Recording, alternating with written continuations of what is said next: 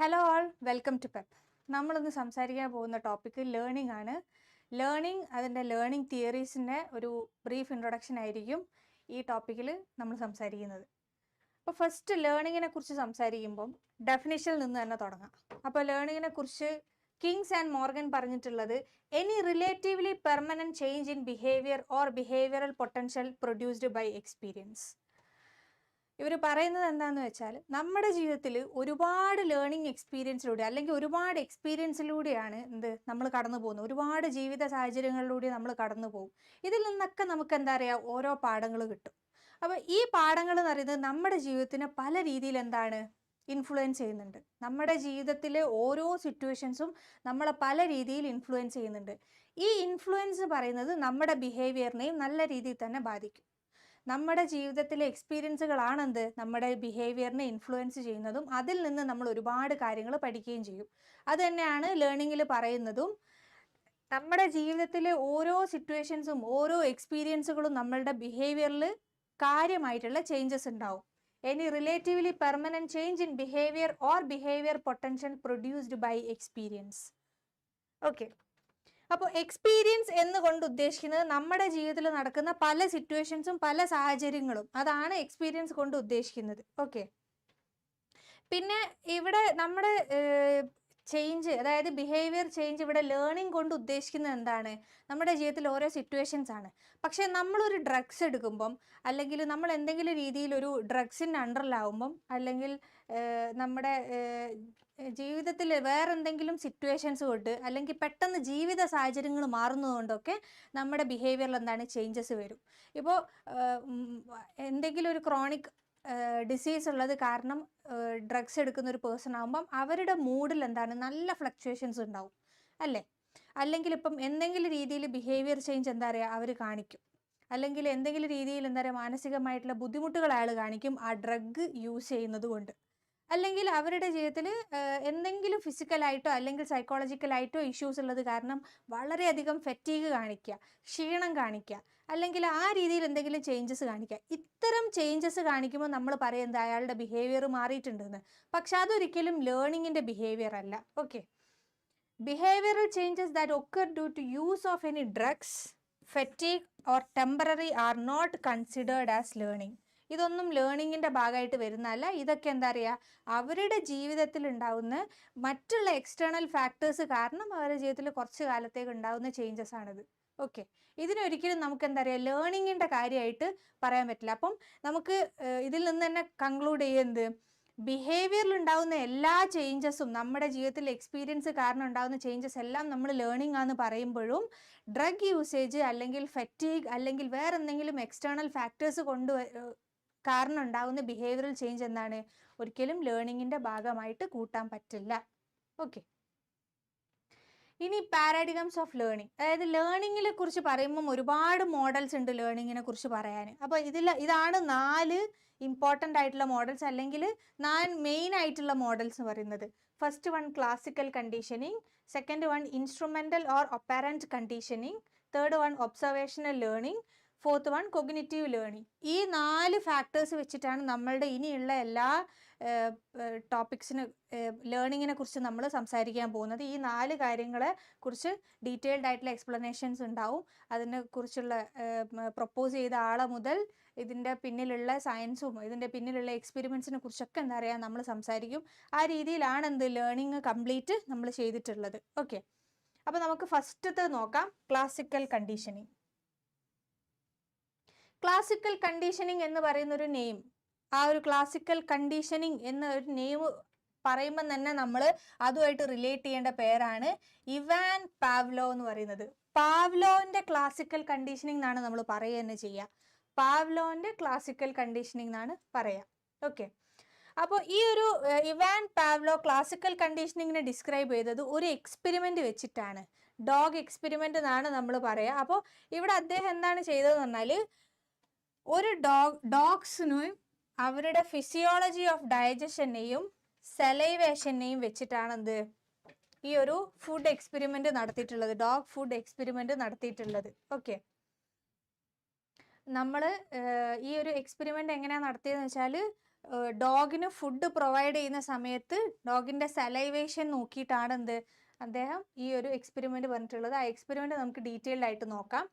അപ്പോൾ ഈ ഒരു കണ്ടീഷനിങ് എന്ന് പറയുന്ന ഒരു പ്രോസസ്സ് നടക്കുന്നതിന് മുൻപേ, അപ്പോൾ ആദ്യത്തെ പ്രോസസ്സ് അറിയുന്നത് ഇതാണ്, രണ്ടാമത്തെ പ്രോസസ്സ് ഇത് ആണ്. അപ്പോൾ ഇതിൽ ഫസ്റ്റത്തെ കണ്ടീഷനിങ് എന്ന് പറയുന്നത് എന്താണ്?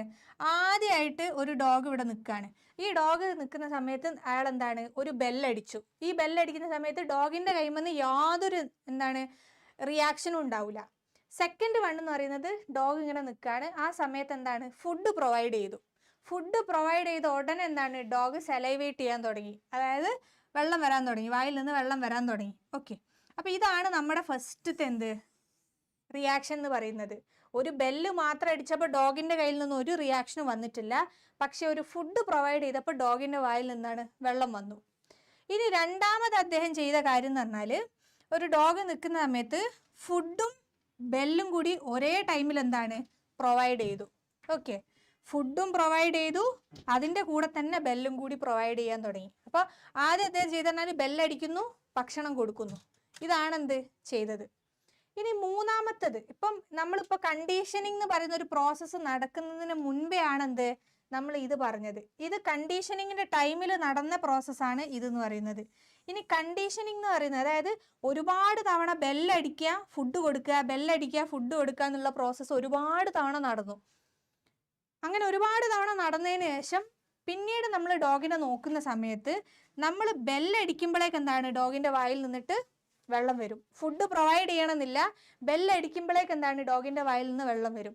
അതെന്തുകൊണ്ടാണെന്ന് വെച്ചാൽ, ഈ ഡോഗിന് നമ്മൾ ബെല്ലടിക്കുക, ഫുഡ് കൊടുക്കുക എന്നുള്ളൊരു പ്രക്രിയ ഒരുമിച്ച് ചെയ്യുമ്പോൾ തന്നെ അതിൻ്റെ വായിൽ നിന്ന് വെള്ളം വരാൻ തുടങ്ങി. അതുകൊണ്ട് ബെല്ലിൻ്റെ ശബ്ദം കേൾക്കുമ്പോൾ തന്നെ ഡോഗ് എന്താണ്, ഇപ്പം എനിക്ക് ഫുഡ് കിട്ടും. അപ്പോൾ അപ്പോഴേക്ക് ആ ഒരു പ്രോസസ്സ് എന്താണ്, അറിയാതെ ഇങ്ങോട്ട് ആ ബെല്ലിൻ്റെ സൗണ്ടുമായിട്ട് ഡോഗ് കണ്ടീഷൻഡായി. ഓക്കെ, അപ്പം ഇതാണ് ഇവാൻ പാവ്ലോവിൻ്റെ ക്ലാസിക്കൽ കണ്ടീഷനിങ് എന്ന് പറയുന്ന പ്രൊസീജിയർ.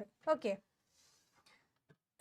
അപ്പോൾ നമ്മളെ സംബന്ധിച്ചിടത്തോളം ഇവിടെ ബെല്ലെന്ന് പറയുന്നത് ന്യൂട്രൽ സ്റ്റിമുലസ് ആവാൻ കാരണം എന്തുകൊണ്ടാണ്, ഈ ബെല്ലടിച്ച സമയത്ത് ഡോഗിന് കാര്യമായിട്ട് യാതൊരു എക്സ്പ്രഷനും ഉണ്ടായിട്ടില്ല. അപ്പം ന്യൂട്രൽ സ്റ്റിമുലസ്, അതായത് ഡോഗ് ഇതുമായിട്ട് ഒരു രീതിയിലും റിയാക്ട് ചെയ്യുന്നില്ല. പിന്നെ നമ്മൾ യാതൊരു രീതിയിലും ഡോഗിനെ കണ്ടീഷൻ ചെയ്യിപ്പിച്ചിട്ടില്ല, അല്ലെങ്കിൽ നമ്മൾ ഡോഗിനെ ഒരു രീതിയിലും ട്രെയിൻ ചെയ്യിപ്പിച്ചിട്ടില്ല ഭക്ഷണം കൊടുക്കുമ്പോഴേക്ക് വായിൽ നിന്ന് വെള്ളം വരണമെന്ന്.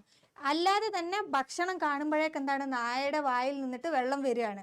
അപ്പം ഇവിടെ ഭക്ഷണം എന്ന് പറയുന്ന ഒരു അൺകണ്ടീഷൻഡ് സ്റ്റിമുലസ് ആണ്. നമ്മളൊന്നും ചെയ്യാതെ തന്നെ എന്താ പറയുക, ഭക്ഷണം കാണുമ്പോഴേക്ക് നായയുടെ വായിൽ നിന്ന് വെള്ളം വരുന്നു. ഇനി അടുത്തതെന്ന് പറഞ്ഞാൽ കണ്ടീഷനിങ്ങിന് ശേഷമുള്ളതാണ് ഈ ബെല്ല്. ഈ ബെല്ല് ഇപ്പോൾ ഒരു കണ്ടീഷൻഡ് സ്റ്റിമുലസ് ആവാൻ കാരണം എന്താണ്, നമ്മൾ ഫുഡും ബെല്ലും കൂടി പ്രൊവൈഡ് ചെയ്ത് ലാസ്റ്റ് എന്താണ്, ബെല്ലിൻ്റെ സൗണ്ട് കേൾക്കുമ്പോഴേക്ക് നായയുടെ വായിൽ നിന്നിട്ട് വെള്ളം വരാൻ തുടങ്ങി. അപ്പം നമ്മൾ കണ്ടീഷൻ ചെയ്തെടുക്കുകയാണ് ബെല്ലിൻ്റെ സൗണ്ട് കേൾക്കുമ്പോഴേക്ക് നായയുടെ വായിൽ നിന്ന് വെള്ളം വരിക എന്നുള്ള കാര്യം. ഓക്കെ, അപ്പോൾ ഇവിടെ കണ്ടീഷൻഡ് സ്റ്റിമുലസ് ആയിട്ട് ബെല്ല് മാറുകയാണ് ചെയ്യുന്നത്. അപ്പം നിങ്ങൾ ഓർത്ത് വെക്കേണ്ടത് തന്നെ ഇതാണ്, neutral stimulus, unconditioned stimulus, conditioned stimulus. ഇതെന്താണെന്ന് ഇപ്പോൾ മനസ്സിലായിട്ടുണ്ടാവും എന്ന് വിചാരിക്കുന്നു. ഇപ്പം നെക്സ്റ്റത്തെന്ന് പറഞ്ഞാൽ, ഇപ്പം നമ്മൾ ഇത്രയും നേരം പറഞ്ഞ സാധനത്തിനെ ഒരു ബോക്സിലാക്കിയതാണിത്. ഓക്കെ, അപ്പോൾ ഈ ഒരു ക്ലാസിക്കൽ കണ്ടീഷനിങ് എന്ന് പറയുന്ന പ്രൊസീജിയറിന് മുൻപേ നമ്മൾ ഫുഡ് കൊടുക്കുമ്പോഴേക്ക് എന്താണ്, നായയുടെ വായിൽ നിന്ന് വെള്ളം വരുന്നുണ്ട്. പക്ഷേ ഈ ബെല്ലിൻ്റെ സൗണ്ട് എന്താണ്, ന്യൂട്രൽ ആയിട്ടുള്ളൊരു സാധനമാണ്, കാര്യമായിട്ട് യാതൊരു റെസ്പോൺസും ഇല്ല. ഓക്കെ, പക്ഷേ റെസ്പോൺസ് ഇവിടെ എന്താണ് വരുന്നത്, സലൈവേഷൻ ആണ്. സലൈവേഷൻ എന്ന് പറയുന്നത് അൺകണ്ടീഷൻഡ് ആയിട്ടുള്ളൊരു റെസ്പോൺസ് ആണ്. നമ്മൾ നായയ്ക്ക് ഭക്ഷണം കൊടുക്കുമ്പോഴേക്ക് നായയുടെ വായിൽ നിന്ന് വെള്ളം വരണമെന്ന് നമ്മൾ അതിനെ കൊണ്ട് ചെയ്യിപ്പിക്കല്ല, അതിൻ്റെ വായിൽ നിന്ന് താനേ വന്നോളൂ വെള്ളം. അപ്പോൾ അതുകൊണ്ടാണ് ഇത് അൺകണ്ടീഷൻഡ് റെസ്പോൺസ് പറയുന്നത്. ഓക്കെ, പക്ഷേ ബെല്ലിൻ്റെ സൗണ്ടോ കാര്യമായിട്ട് ഒരു റെസ്പോൺസും ഇല്ല. ഇനി നമ്മുടെ ഈ പ്രൊസീജിയറിൻ്റെ സമയത്ത്, അതായത് ഫുഡും ബെല്ലും കൂടി നമ്മൾ ഒരുമിച്ച് കൊടുക്കുന്ന സമയത്ത് എന്താണ്, സൗണ്ട് ഓഫ് ദ ബെല്ലും ഫുഡും കൂടിയാണ് കൊടുക്കുന്നത്. അപ്പോൾ ബെല്ലിൻ്റെ സൗണ്ട് എന്ന് പറയുന്നത് നമ്മൾ കണ്ടീഷൻ ചെയ്യിപ്പിക്കുന്ന ഒരു സ്റ്റിമുലസ് ആണ്, കണ്ടീഷൻഡ് സ്റ്റിമുലസ് ആണത്. അതിൻ്റെ കൂടെ ഫുഡ് കൊടുക്കുമ്പോൾ അത് അൺകണ്ടീഷൻഡ് സ്റ്റിമുലസ് ആണ്. ഇത് രണ്ടും കൂടിയാണ് നമ്മൾ കൊടുക്കുന്നത്. അപ്പോൾ അൺകണ്ടീഷൻഡ് ആയിട്ടുള്ള റെസ്പോൺസ് സലൈവേഷൻ ഇവിടെ നടക്കും. കാരണം എന്താണ്, ബെല്ലും ഫുഡും കൂടിയാണ് കൊടുക്കുന്നത്. ഫുഡിനോട് ഓൾറെഡി എന്താണ്, വായിൽ നിന്ന് വെള്ളം വരുമല്ലോ, അപ്പോൾ ആ പ്രൊസീജിയർ നടക്കും. പിന്നെ ഉള്ളത് എന്താണ്, ആഫ്റ്റർ ആണ്. ആഫ്റ്റർ എന്ന് പറഞ്ഞാൽ എന്താണ്, സൗണ്ട്, ബെല്ലിൻ്റെ സൗണ്ട് മാത്രം കേട്ടാൽ മതി. നമ്മൾ ഓൾറെഡി കണ്ടീഷൻ ചെയ്തൊരു സാധനമാണ് എന്ത്, ബെല്ല് എന്ന് അറിയുന്നത്. അപ്പം തന്നെ എന്താ പറയുക, സലൈവേഷൻ വരും. കണ്ടീഷൻഡ് റെസ്പോൺസ് ആണിത്. ഇത് നമ്മൾ ഉണ്ടാക്കിയെടുക്കുന്നതാണ്. ഒരു ഭക്ഷണം കാണുമ്പോൾ നമ്മുടെ വായിൽ നിന്ന് വരെ വെള്ളം വരും, പക്ഷെ ഒരു ബെല്ലടിക്കുമ്പോൾ നമ്മുടെ വായിൽ നിന്ന് വെള്ളം വരില്ല. ഓക്കെ, അങ്ങനെ ചിന്തിച്ചാൽ മതി. പക്ഷേ ഒരു ഡോഗിനെ സംബന്ധിച്ചിടത്തോളം നമ്മളെന്താണ്, ഈ ഭക്ഷണം കഴിക്കുന്ന സമയത്ത്, അതായത് നിങ്ങളിപ്പോൾ ഡോഗിൻ്റെ ഒരു എക്സ്പെരിമെൻറ്റിന് പകരം നിങ്ങളെ തന്നെ ആലോചിച്ചാൽ മതി. എന്ത്, ലഞ്ച് ടൈമിൻ്റെ സമയമാകുമ്പോൾ 1 മണിക്കാണ് ബെല്ലടിക്കുന്നതെങ്കിൽ ആ ബെല്ലടിക്കുന്ന സമയത്ത് എന്താ പറയുക, നമുക്ക് വിശക്കാൻ തുടങ്ങും. എന്തുകൊണ്ടാണ്, നമ്മൾ കണ്ടീഷനാണ് ആ ടൈമിൽ ഫുഡ് കഴിക്കുക എന്നുള്ളത്. ഓക്കെ, 1 മണിക്ക് നമ്മളിപ്പോൾ എപ്പം ഫുഡ് കാണുകയാണെങ്കിലും നമ്മളുടെ വായിൽ നിന്ന് വരെ വെള്ളം വരും. പക്ഷേ ആ ഒരു 1 മണിക്ക് ബെല്ലടിക്കുക എന്ന് പറയുന്ന ഒരു പ്രൊസീജിയർ വരുമ്പോൾ നമുക്ക് വിശക്കാൻ തുടങ്ങും. ഫുഡ് കഴിക്കാനുള്ള ഒരു ആൻറ്റിസിപ്പേഷനാണ് കാണിക്കുന്നത്. അപ്പം നമ്മളും കണ്ടീഷൻഡാണ്. ഇതിപ്പോൾ ഡോഗിൻ്റെ എക്സ്പെരിമെൻറ്റിലൂടെയാണ് എന്ത്, പാവ്ലോ നമുക്ക് ക്ലാസിക്കൽ കണ്ടീഷനിങ് പറഞ്ഞു തന്നത്. ഇപ്പം ഞാൻ ഇതുവരെ പറഞ്ഞ കാര്യം തന്നെയാണ് എന്ത്, ഇവിടെ ഇപ്പം പറഞ്ഞിട്ടുള്ളത്. അൺകണ്ടീഷൻഡ് സ്റ്റിമുലസ്, കണ്ടീഷനിങ്ങിന് ശേഷമുള്ളത് ഒക്കെ പറഞ്ഞു. ഓക്കെ, ഇപ്പോൾ ബെൽ എന്താണ് നടന്നത്, ഇപ്പം ഈ 3 നിങ്ങൾക്ക് പറഞ്ഞു തന്നിട്ടുള്ള ടേബിളിലുള്ള കണ്ടന്റ് ആണ് എന്ത്, ഇവിടെ ഇപ്പോൾ സെൻറ്റൻസിൽ പറഞ്ഞിട്ടുള്ളത്. അപ്പോൾ ഇവിടെ നടന്നിട്ടുള്ളത് സ്റ്റിമുലസ് ലേണിംഗ് ആണ്. ഇവിടെ നടന്നിട്ടുള്ള എന്ന് പറഞ്ഞാൽ ലേണിംഗ് ആണ്. അപ്പോൾ ഇവിടെ എന്താണ്, ഒരു സ്റ്റിമുലസ് ഒരു സിഗ്നലുമായിട്ട് എന്താ പറയുക, കൂടുകയാണ് ചെയ്യുന്നത്. ഇവിടെ ഒരു സ്റ്റിമുലസ്, അതായത് സൗണ്ട് ഓഫ് ബെല്ല് എന്താണ്, ഇവിടെ വേറൊരു സ്റ്റിമുലസിൻ്റെ സിഗ്നലായിട്ട് മാറുകയാണ് ചെയ്യുന്നത്. ഓക്കെ, അപ്പം ആദ്യം ബെല്ലെന്ന് പറയുന്ന എന്താ പറയുക, കാര്യമായിട്ട് ഒരു റെസ്പോൺസും ഇല്ലാത്ത ഒരു സാധനമാണ്.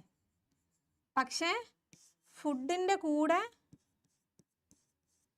ഈ ബെല്ലും കൂടി പ്രൊവൈഡ് ചെയ്തപ്പോൾ എന്താക്കി, ഈ ബെല്ലെന്ന് പറയുന്നത് ഫുഡിൻ്റെ ഒരു സിഗ്നലായിട്ട് മാറുകയാണ് ചെയ്യുന്നത്. അതാണ് ഇവിടെ പറഞ്ഞിട്ടുള്ളത്. ഓക്കെ, അപ്പോൾ ഇവിടെ ബെല്ലെന്ന് പറയുന്നത് എന്താണ്, നമുക്ക് സിഗ്നിഫൈ ചെയ്യാണെന്ത്, ഫുഡ് വരാറായി എന്ന്. ബെല്ലടിക്കുമ്പോൾ അപ്പോൾ ഫുഡ് വരാറായി എന്ന് എന്താ പറയുക, നമ്മൾ ഡോഗിന് സിഗ്നിഫൈ ചെയ്യുകയാണ് ചെയ്യുന്നത്. ഓക്കെ, അതാണ് ഇവിടെ പറഞ്ഞിട്ടുള്ളത്. Next one determinants of classical conditioning. ഈ ക്ലാസിക്കൽ കണ്ടീഷനിങ്ങിൽ തന്നെ എന്താ പറയുക, ഈ ടൈം റിലേറ്റഡ് ആയിട്ടുള്ള പല കാര്യങ്ങളുണ്ട്. ഇപ്പോൾ ടൈം എന്ന് പറയുന്നത് വലിയൊരു ഫാക്ടറാണ് എന്ത്, ക്ലാസിക്കൽ കണ്ടീഷനിങ്ങിൽ. നമ്മൾ എപ്പം ഒരു സ്റ്റിമുലസ് പ്രൊവൈഡ് ചെയ്യുന്നത്, അല്ലെങ്കിൽ നമുക്ക് എപ്പോൾ ഒരു റെസ്പോൺസ് കിട്ടുന്നത് എന്നുള്ളത് വലിയ ഇമ്പോർട്ടൻ്റ് ആയിട്ടുള്ള കാര്യമാണ്. നമ്മൾ കാണുന്നുണ്ട് എന്ത്, ഫുഡ് കൊടുക്കുക, ബെല്ല് കൊടുക്കുക, ബെല്ലും ഫുഡും കൂടി ഒരുമിച്ച് കൊടുക്കുക, ഡോഗ് സെലൈവേറ്റ് ചെയ്യുക, ഡോഗ് എപ്പോൾ സെലൈവേറ്റ് ചെയ്യുന്നില്ല, അങ്ങനത്തെ ഓരോന്നിനും എന്താ പറയുക, ടൈം എന്ന് പറയുന്നത് ഭയങ്കര ഇമ്പോർട്ടൻ്റ് ആണ്. അപ്പോൾ ഇവിടെ ഓരോ സ്റ്റിമുലസ് കൊടുക്കുകയും ഓരോ റെസ്പോൺസ് ഉണ്ടാക്കുന്നതും ടൈമുമായിട്ട് നല്ല റിലേറ്റഡ് ആണ്. അപ്പോൾ ഈ ടൈം റിലേറ്റഡ് ആയിട്ട് ക്ലാസിക്കൽ കണ്ടീഷനിങ്ങിൽ തന്നെ പല രീതിയിൽ വരുന്നുണ്ട്. അപ്പോൾ ആ 4 രീതികളാണത് നമ്മൾ ഇനി പറയാൻ പോകുന്നത്. ഫസ്റ്റ് എന്ന് പറഞ്ഞാൽ സൈമൾട്ടേനിയസ് കണ്ടീഷനിങ്. സൈമൾട്ടേനിയസ് കണ്ടീഷനിങ് എന്ന് പറഞ്ഞാൽ കണ്ടീഷൻഡ് സ്റ്റിമുലസും അൺകണ്ടീഷൻഡ് സ്റ്റിമുലസും എന്താണ്, ഒരുമിച്ച് പ്രസൻറ്റ് ചെയ്യാണ് ചെയ്യുന്നത്. ഓക്കെ, അതായത് നിങ്ങളിപ്പോൾ ഫുഡും ബെല്ലും ഒരുമിച്ച് പ്രൊവൈഡ് ചെയ്യുക, അതാണ് എന്ത്, കണ്ടീഷൻഡ് സ്റ്റിമുലസും അൺകണ്ടീഷൻഡ് സ്റ്റിമുലസും ഒരുമിച്ച് പ്രസൻറ്റ് ചെയ്യുക എന്ന് പറയുന്നത്. ഇപ്പോൾ നിങ്ങൾ വേറെ രീതിയിൽ ആലോചിച്ചാൽ മതി. എന്ത്, ഓക്കെ, നിങ്ങളിപ്പോൾ നല്ല ഒരു ബിരിയാണിൻ്റെ സ്മെല്ലടിച്ച്, ഇപ്പം നല്ലൊരു ബിരിയാണിൻ്റെ സ്മെല്ലടിച്ചെന്ന് കാണുമ്പോൾ നിങ്ങൾ എന്താണ്, നിങ്ങളുടെ ഗ്രാൻഡ് മദറിനെ നിങ്ങൾ ആലോചിക്കുകയാണ്. അപ്പോൾ അതെന്താണ്, കണ്ടീഷൻഡ് ആയിട്ടുള്ളൊരു സ്റ്റിമുലസും അൺകണ്ടീഷൻഡ് ആയിട്ടുള്ള സ്റ്റിമുലസും കൂടി ഒരുമിച്ച് പ്രസൻറ്റ് ചെയ്യുക ചെയ്യുന്നത്. ഇവിടെ നിങ്ങൾ പോലും അറിയാതെ നിങ്ങളുടെ ഗ്രാൻഡ് മദറിനെ ആലോചിക്കുകയാണ് എന്ത്, നല്ലൊരു ബിരിയാണി കാണുമ്പോൾ. കാരണം എന്താണ്, എൻ്റെ ഗ്രാൻഡ് മദർ ഇങ്ങനത്തെ ഒരു ബിരിയാണി ഉണ്ടാക്കി തരാറുണ്ടായിരുന്നു. അപ്പോൾ ഒരു സാധനം നിങ്ങൾക്ക് പ്രൊവൈഡ് ചെയ്ത് ഒരു സാധനം നിങ്ങൾ ആലോചിക്കുകയാണ് ചെയ്തത്. കണ്ടീഷൻഡ് ആയിട്ടുള്ളൊരു സാധനവും അൺകണ്ടീഷൻഡ് ആയിട്ടുള്ളൊരു സാധനവും കൂടി പ്രസൻ്റ് ആവുക. ഇനി ഡിലേഡ് കണ്ടീഷനിങ്. ഡിലേഡ് കണ്ടീഷനിങ് എന്ന് പറഞ്ഞാൽ എന്താണ്, ഇവിടെ 2 സാധനങ്ങളെ നമ്മൾ എന്താണ് അസോസിയേറ്റ് ചെയ്യുക. ഇവിടെ ബെല്ലും ഉണ്ട്, ഇവിടെ ഫുഡും ഉണ്ട്. അപ്പോൾ ഈ രണ്ട് സാധനത്തിന് എന്താണ് ഒരു ഡോഗ് അസോസിയേറ്റ് ചെയ്യാണ് ചെയ്തത് എന്ത് പാവ്ലോവിന്റെ കണ്ടീഷനിങ്ങിൽ. ഓക്കെ, അത് എന്തുകൊണ്ടാണ് അസോസിയേറ്റ് ചെയ്യുന്നത്? കാരണം എന്ന് പറഞ്ഞാൽ ബെല്ലടിച്ചു കഴിഞ്ഞാൽ ഫുഡ് വരും. അപ്പോൾ ബെല്ലടിച്ച് കഴിഞ്ഞാൽ ഭക്ഷണം വരും എന്നുള്ളൊരു പ്രക്രിയ നടക്കണമെങ്കിൽ എന്താണ് അവിടെ ഒരു ടൈം ഗ്യാപ്പ് ഉണ്ട്.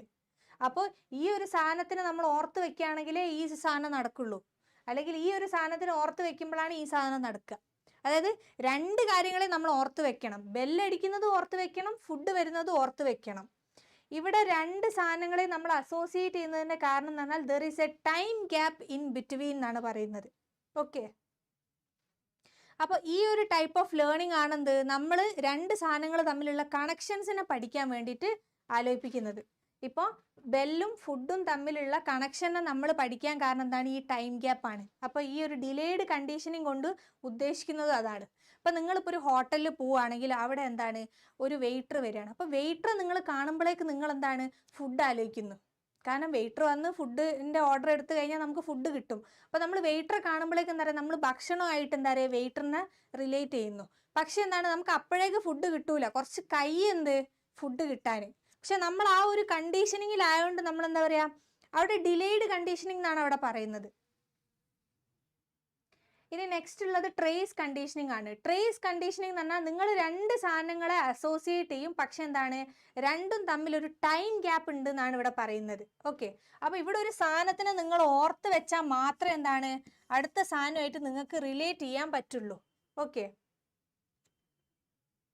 അപ്പോൾ ഒരു സാധനത്തിന് നിങ്ങൾ ഓർത്ത് വെക്കണം, അല്ലെങ്കിൽ ഒരു സാധനത്തിന്റെ കംപ്ലീറ്റ് കാര്യങ്ങൾ ഓർത്ത് വെക്കുമ്പോൾ നെക്സ്റ്റ് സാധനം സംഭവിക്കും. ഇവിടെ ഫുഡിനെ കുറിച്ച് നിങ്ങൾ ബെല്ലിനെ കുറിച്ച് ഓർത്ത് വെക്കുമ്പോൾ നിങ്ങൾക്ക് മനസ്സിലാവുന്നത് അടുത്തത് ഫുഡ് വരാനുണ്ട് എന്ന്.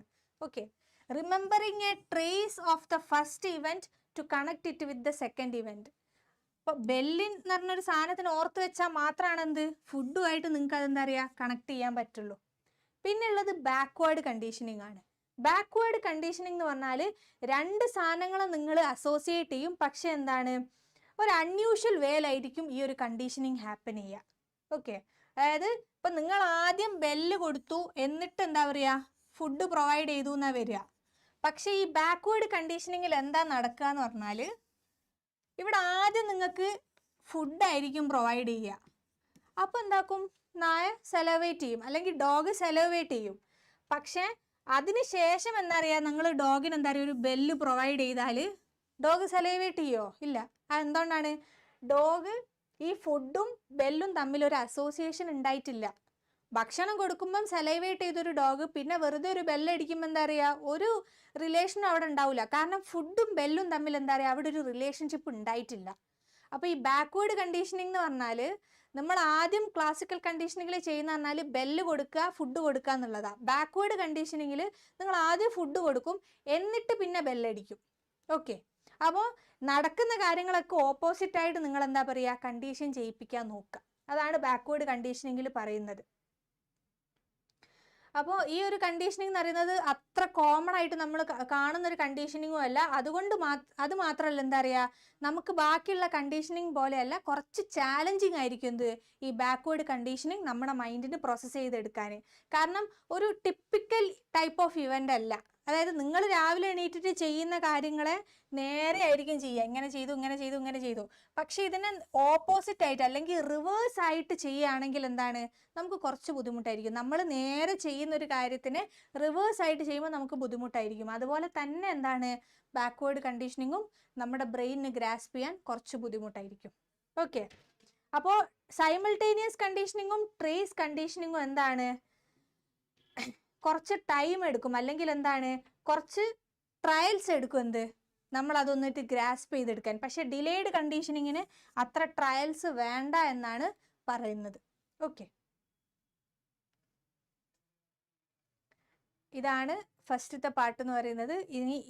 ഇനി ഇതിൻ്റെ നെക്സ്റ്റ് പാർട്ടിലാണെന്ത് നമ്മൾ ബാക്കിയുള്ള കാര്യങ്ങളെക്കുറിച്ച് സംസാരിക്കുക. That's it. Thank you.